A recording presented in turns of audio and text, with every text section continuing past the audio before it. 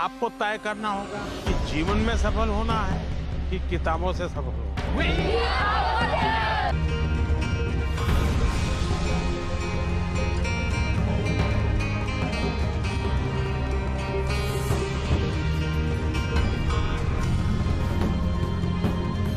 सद्गुरु, परीक्षा पे चर्चा 2025 में आपका होना हमारे लिए सम्मान की बात है। इस मंच की परिकल्पना और निर्माण हमारे माननीय प्रधानमंत्री नरेंद्र मोदी जी ने की थी, जहां छात्रों को आप जैसी प्रतिष्ठित हस्तियों से सीधे बातचीत का अवसर मिलता है।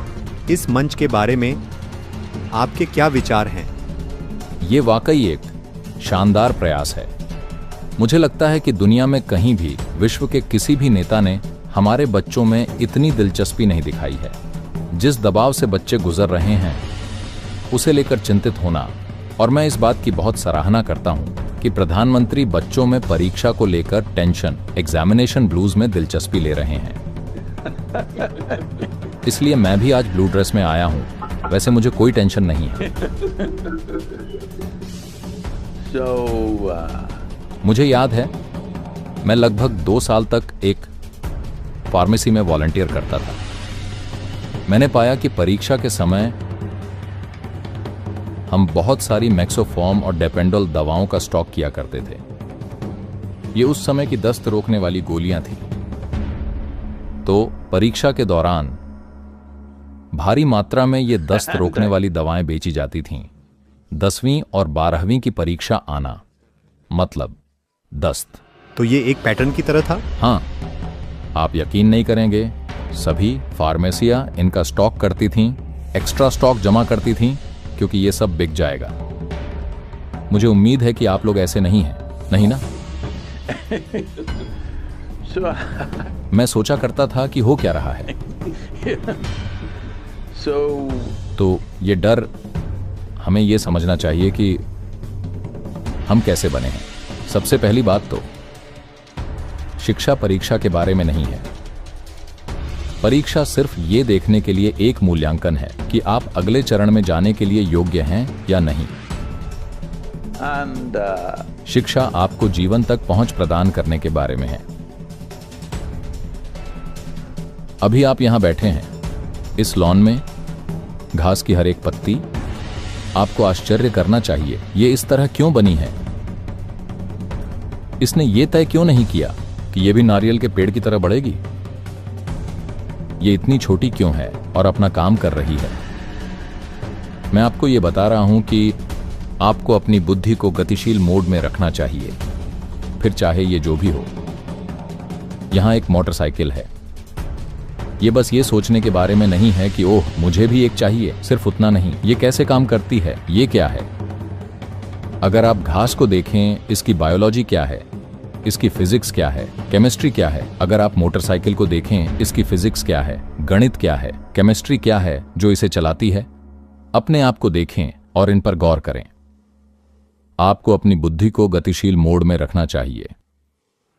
ऐसा नहीं कि जब मैं पढ़ता हूं तो मैं ऐसा होता हूं, बाकी समय मैं ऐसा रहता हूं। नहीं, हमेशा ऑन रहना है अगर आप जीवन तक पहुंचना चाहते हैं तो, क्योंकि शिक्षा आपको एक बुनियाद देने के बारे में है जो आपको जीवन तक पहुंचाएगी। जब मैं कहता हूं जीवन तक पहुंचना, तो कल आप जो भी करना चाहें, जो भी करना चुनते हैं, आपको उसे अच्छे से करना चाहिए। इसका मतलब है योग्यता। अगर आपको योग्य होना है तो आपको उस आयाम तक पहुंचना होगा। वहां तक पहुंचने के लिए इसके कई पहलू हैं। एक अहम बात यह है कि आपकी बुद्धि सक्रिय और गतिशील है। कभी ऐसा मत सोचिए, क्या मैं इसके या उसके जितना बुद्धिमान हूं? ऐसी कोई चीज नहीं होती। ये एक दिखावा है जो दुनिया में फैला हुआ है। हर कोई चमक सकता है और ऐसी चीजें कर सकता है जिसकी दूसरे कल्पना नहीं कर सकते। हर कोई। बात बस इतनी है कि उसके लिए जरूरी प्रयास नहीं हो रहा है, इसीलिए वो चमक नहीं आ रही।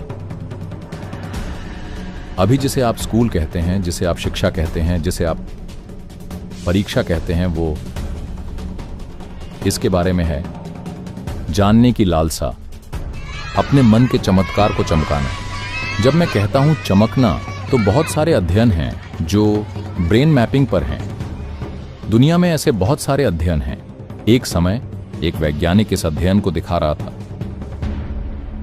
मैं स्विट्जरलैंड में जो ब्रेन मैपिंग कर रहे थे और मैं वहां देखने गया। उन्होंने 17% की मैपिंग कर ली थी और वो कंप्यूटर के रूप में मस्तिष्क की नकल करने की कोशिश कर रहे थे। और मैं वहां गया। वो बोले कि उन्होंने मस्तिष्क का 17% हिस्सा कंप्यूटर से बना लिया है, मस्तिष्क की क्षमता का। जैसे आपका स्पोर्ट्स हॉल, वो क्या है, वज्र है ना, वज्र हॉल, उस आकार का लगभग 3/4 या लगभग उसी आकार का वो फर्श से छत तक कंप्यूटरों से भरा हुआ है। ये आपके मस्तिष्क का 17% है। मैंने कहा मैंने इसे यहां बेहतर तरीके से पैक कर रखा है। ये ब्रेन मैपिंग दिखा रहा है। अगर आप नारियल के पेड़ के बारे में सोचते हैं तो आपके मस्तिष्क का एक हिस्सा चमकेगा। अगर आप पहाड़ के बारे में सोचते हैं तो कुछ और चमकेगा। अगर आप गणित के नंबर्स के बारे में सोचते हैं तो कुछ और चमकेगा। इस तरह वो दिखा रहे थे। लेकिन हाल के अध्ययनों से पता चला है, जब लोग बहुत ध्यानमय होते हैं, शांभवी के साथ बहुत सारे अध्ययन किए गए हैं, आपको उन्हें देखना चाहिए। शांभवी महामुद्रा से वो देखते हैं कि मस्तिष्क का बड़ा हिस्सा चमक उठा है। कोई एक विशेष हिस्सा नहीं, मस्तिष्क का बड़ा हिस्सा। ऐसा होने की जरूरत है कि सब कुछ चमक उठे। उसमें से क्या इस्तेमाल करते हैं वो आप पर है। देखिए, बुद्धि उपयोगिता के बारे में नहीं है। बुद्धि जीवन के अनुभव की गहनता पैदा करती है।